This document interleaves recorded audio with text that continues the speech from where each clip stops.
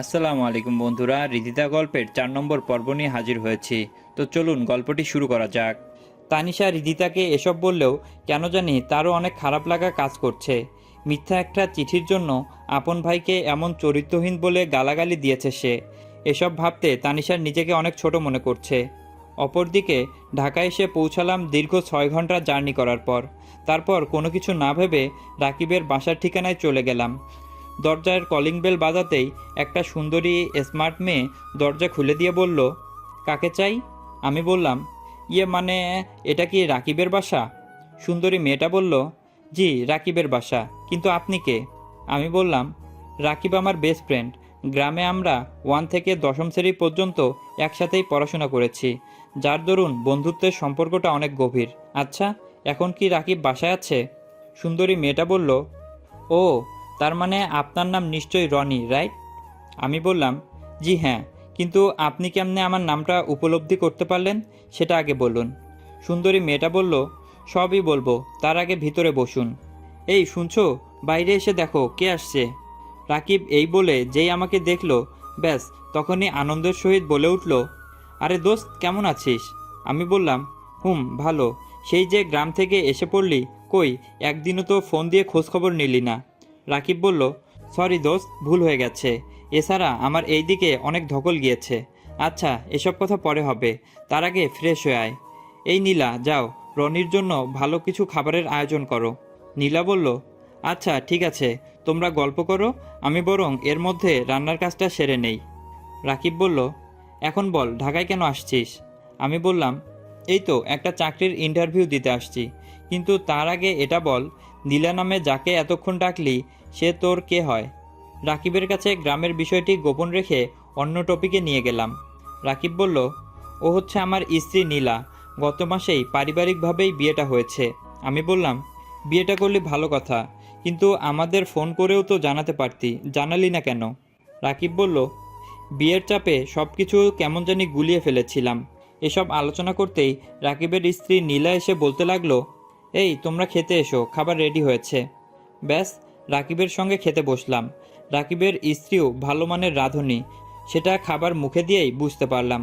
খাবার খাওয়ার মাঝেই রাকিবকে উদ্দেশ্য করে বলে উঠলাম, রাকিব, ভাবি কিন্তু ভালোই রান্না করতে পারে দেখছি। তাছাড়া আজকালকার যুগের মেয়েরা ভালো রান্না করবে তো দূরের কথা, কিচেনের কাছেই যায় না। সেদিক দিয়ে নীলাভাবি স্মার্ট হলেও রান্নাবান্না কিন্তু ভালোই শিখেছে। রাকিব বলল, আর বলিস না, দিনে 1000 রকম আইটেমের খাবার সে আমাকে রান্না করে খাওয়াবে। তাছাড়া নীলা রান্নাবান্না করতে অনেক ভালোবাসে, এর জন্যই তো নীলার রান্না করার খাবারের এত জাদু। নীলা রাকিবকে একটু খুঁজা মেরে বলল, খুব পাম দেওয়া হচ্ছে তাই না? আমি বললাম, ভাবি সত্যি আপনার রান্নার হাতটা অনেক ভালো। নীলা বলল, ধন্যবাদ ভাইয়া। খাবারের পর্ব শেষ করে উঠতেই রাকিব বলল, তো এখন কার কাছে যাবি? আমি বললাম, না মানে 2-1টা দিন তোর এখানেই আপাতত আমাকে থাকতে হবে। এ কথা বলতেই নীলা রাকিবকে ইশারা করে কি যেন বলল। ব্যাস, রাকিব কিছুক্ষণ দম নিয়েই বলতে লাগলো, সরি দোস্ত, এখানে মনে হয় তোর থাকা হবে না। আমি বললাম, কেন? আজ রাত 9টায় নীলাকে নিয়ে আমাদের বাসায় যেতে হবে। একা বাসায় তুই কেমনে থাকবি? তার থেকে আমার এক পরিচিত হোস্টেল আছে, নাম বলে দিচ্ছি, সেখানে গিয়ে আমার নাম বললেই ডিসকাউন্ট পাবি। রাকিবের কথা শুনে এবার বুঝতে পারলাম প্রকৃতপক্ষে সে আমাকে বাসায় আশ্রয় দিতে নারাজ, কিন্তু আমার মুখের উপর না করতে পারছে না দেখে আমাকে এখান থেকে তাড়ানোর একটা বাহানা বানাচ্ছে। সেটা রাকিবকে দেখেই স্পষ্ট বোঝা যাচ্ছে। এসব আনমনে ভাবতে ভাবতেই রাকিব বলল, কিরে, কি ভাবছিস? ওখানে কোনো সমস্যা হবে না, আমি ফোন করে সব ঠিক করে দিচ্ছি, তুই বরং সেখানেই চলে যা।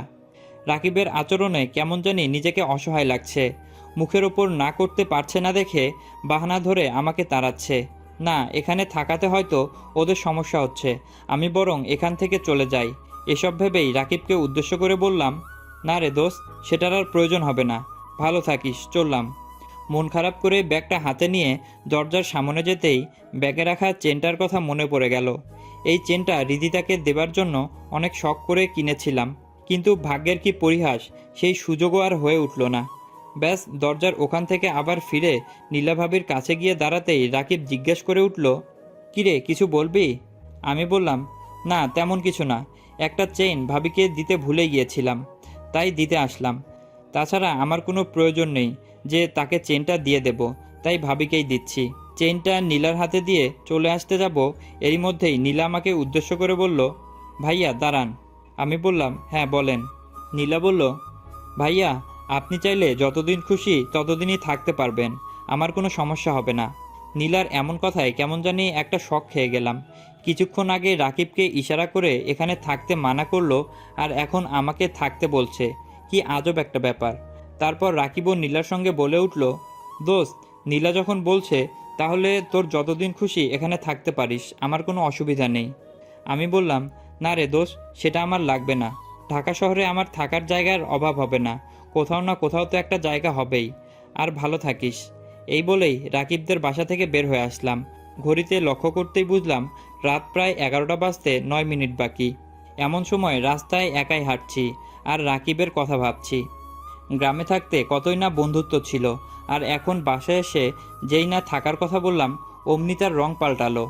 এরা শুধু স্কুল কলেজ লাইফেরই বন্ধুত্ব থাকে, এরপর তাদের আর কোনো উপকারেই পাওয়া যায় না।